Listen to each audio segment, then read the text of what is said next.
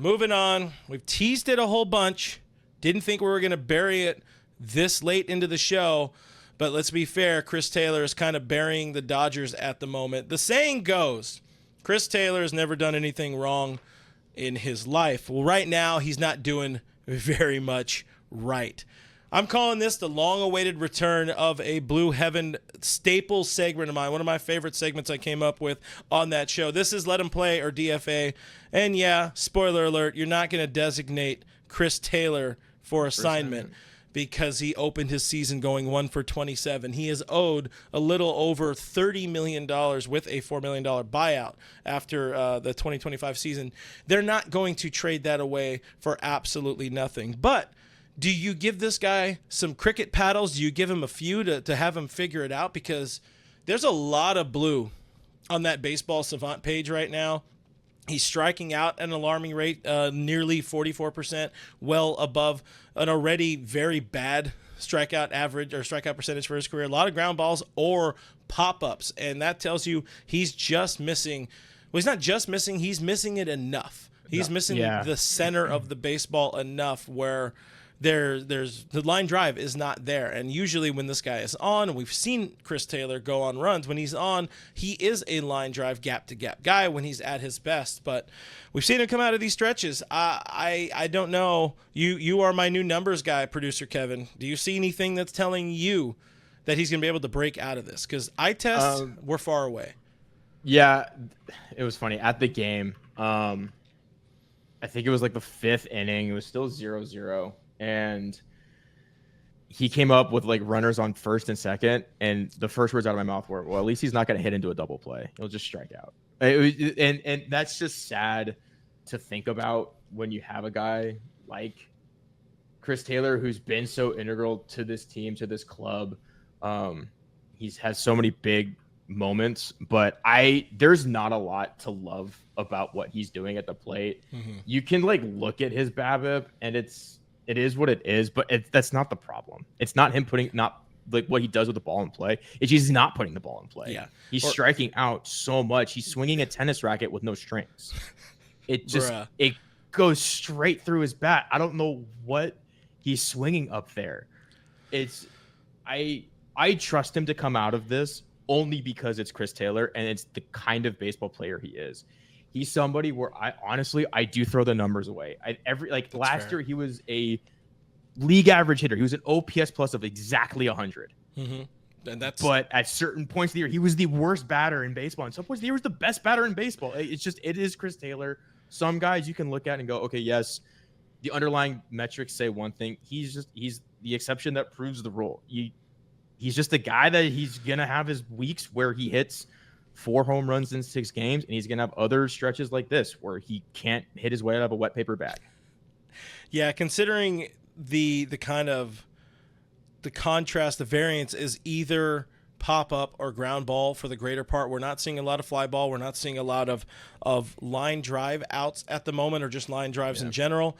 It tells you we're talking millimeters off on his swing, and we know how mechanical Christopher Armand Taylor is with that swing. And when he does get it right, maybe he does need a little bit of help from his friend, Mr. Cricket Bat. Maybe he needs to go spend a week at Sydney Cricket Grounds there, site of the 2013 opening day or 2014 opening day for the Dodgers, and put in some good work with the heavier lumber to kind of find some groove in his swing. But it's not there right now. He's also... It's a very, very tough situation for this guy because this is the probably furthest he's ever been from a clear-cut role on this team, and it got even worse with the re-signing of Kike Hernandez, who, on paper, Kike Hernandez is arguably better than Manuel Margot, but you're looking at this lineup. It was going to be hard for anybody to crack that 1 through 9 if everybody was healthy and Outman's doing what you expect, Lux is doing what you expect, and playing shortstop.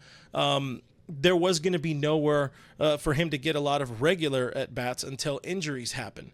And you don't root for injuries, but it's a tough situation for Chris Taylor. This was something my Dodgers Territory co-host Alana Rizzo had said. Him and Kike Hernandez are in a really, really bad situation in terms of their playing time. And there's not a lot of opportunity for them to get more at-bats with the construction of this lineup because you don't sit Teo. you can't sit Outman because he needs to figure it out. And his defense in center field is worth it enough for him to play there anyway. Yeah, and I mean, this is also still a team without Jason Hayward. He will be back at some point and in the lineup more. So, again, it's going to take injuries to give Taylor and Kike Hernandez some more opportunities. But Taylor right now, if we're saying like Anthony Keene said earlier, if we're looking for a sore thumb spot, that one is bright red. And with the one, you look at his spray pattern on a Baseball Savant also, it says one little red dot. The short right center field. So, but we will maintain positivity. I will say the chat is definitely being positive as well. Like you said, this is a guy who, to borrow the old sports adage, or really just a general adage, have been there, done that. He's done it. He's had these stretches. He's also come out of them. He's been a hero for this team, and he will find it. He will find it. It's just it's painful to see, especially at the start of the season. Yeah, and the last thing I'll kind of say is, and it's something we have to kind of remind ourselves as, fans of this very specific team, is this team is not built for May, April, June, July. It's built for October. As bad as Chris Taylor is right now, he has a career 800 OPS in October. That's what we're playing for. He comes through generally, not the last 2 years, but really nobody came through in the last 2 years. So you kind of throw that out the window too.